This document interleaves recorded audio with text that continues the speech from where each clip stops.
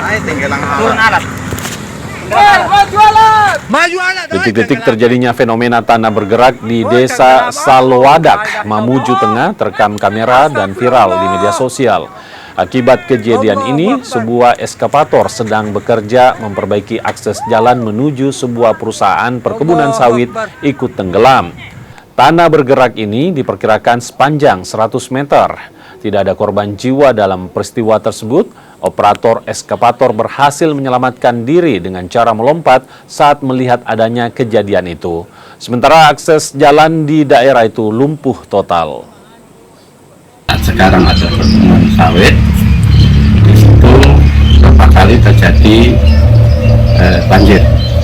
Nah, kemudian di samping itu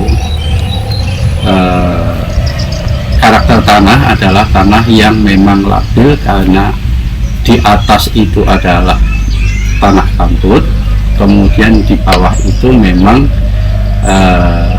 nampaknya simpanan air yang berasal dari Sungai Lumuk maupun Sungai Salowadak.